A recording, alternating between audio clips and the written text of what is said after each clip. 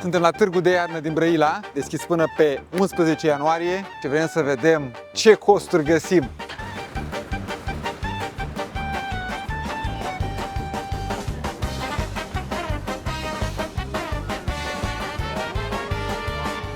Nu vreau să mă bag între ei, dar dacă sunteți fan Frozen, poți să faci o poză, e gratis. Chiar au ursuleți, frate, nu 2-3 ca la Constanța. Foarte tare!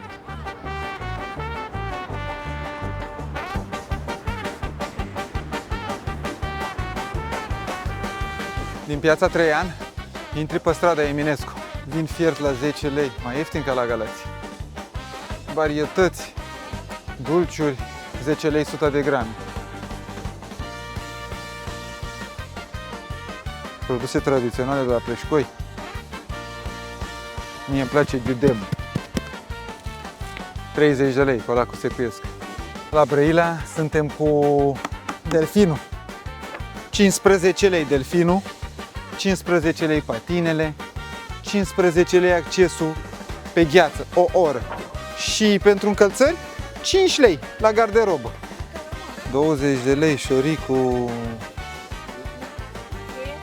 Plăcintă tradițională, 80 de lei kilogram.